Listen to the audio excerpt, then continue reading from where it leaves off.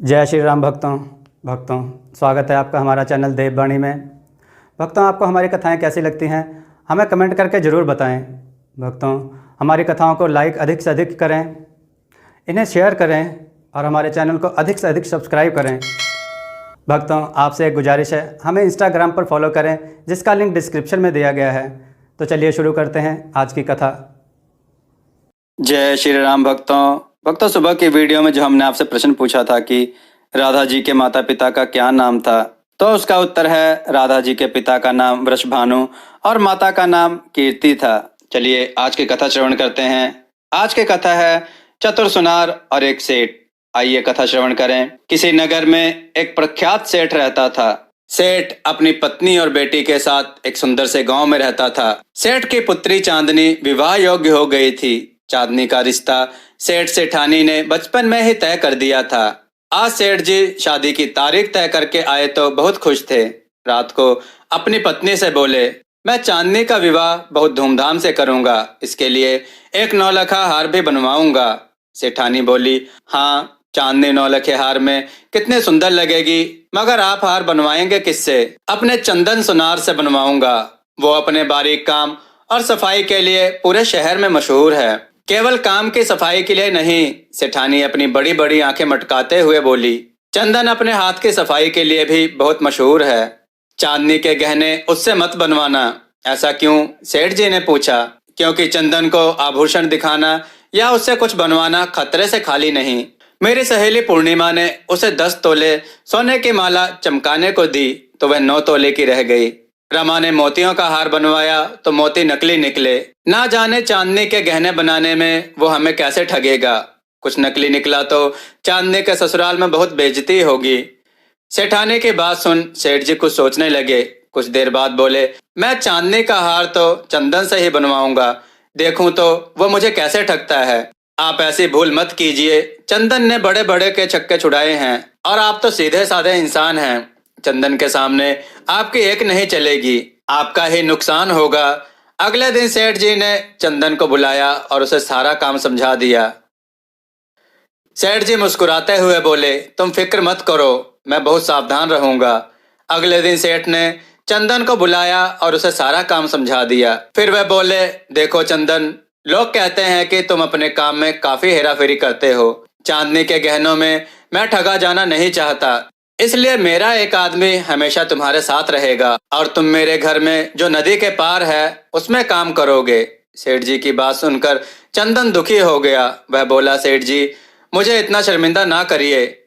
चांदनी बिटिया मेरी भी बेटी जैसी है, भला मैं उसके गहने बनाने में कोई बेईमानी क्यों करूंगा?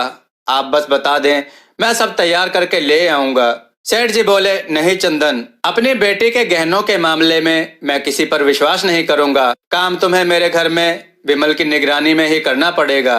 अगले दिन हार पर काम शुरू हो गया। हर रोज सवेरे सेठ जी अध बना हार और बचा सामान तिजोरी से निकालकर चंदन को देते। फिर चंदन और विमल नाव द्वारा नदी पार कर छोटे मकान में जाते। चंदन काम पर लग जाता और विमल उसकी निगरानी में। चंदन को सेठ की बात का बुरा तो लगा था, मगर वह यह सोचकर खुश था कि उसका बनाया हार चांदनी के गले में बहुत ही सुंदर लगेगा। अब वह खुशी खुशी हार बना रहा था, मगर विमल उसे शांति से काम करने दे तब ना। अगर चंदन सिर खुजलाता तो विमल उसके बाल टटोलता। अगर वो अपने रुमाल में चीखता तो विमल उसका रुमाल देखने को तैयार हो जाता।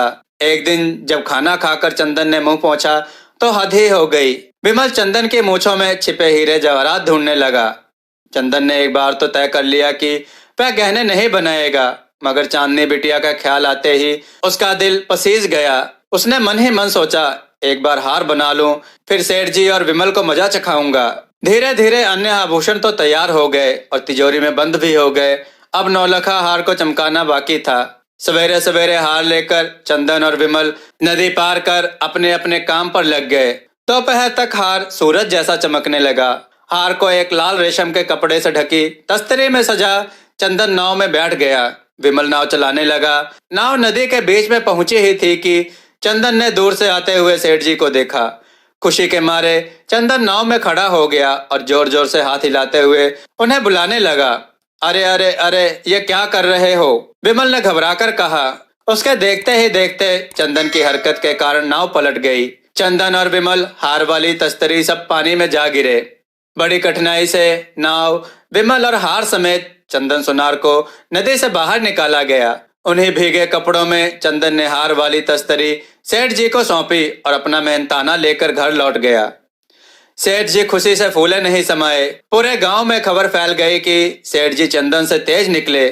शादी के दिन जब सेठानी ने चांदनी को हार पहनाने के लिए डब्बा खोला तो उसका दिल धक से रह गया। वह चमकता हुआ हार काला पड़ गया।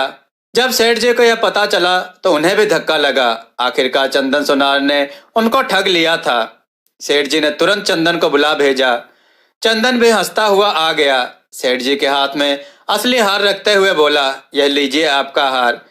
मेरे वादा करने पर भी आपने मुझ पर विश्वास नहीं किया, इसलिए आपको सबक सिखाने के लिए मैंने यह सब किया।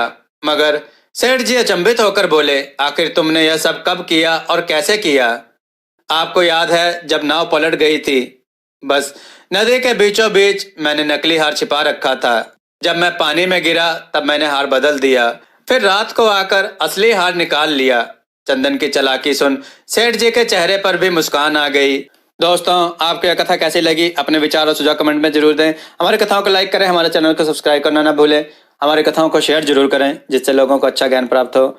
जय श्री राम भक्तों, देववाणी की तरफ से आप सबका बहुत बहुत धन्यवाद कि आप सबने हमारे चैनल को बहुत सहयोग दिया और हमारी वीडियो को बहुत पसंद किया, जिस वजह से हमें YouTube की तरफ से ज्वाइन बटन का ऑप्शन मिला, जहां पर आप हमें ज्वाइन बटन पर क्लिक करके हमें ज्वाइन करें, जिसके लिए आपको 29 रुपये या 59 रुपये का चार्ज देना पड़ेगा।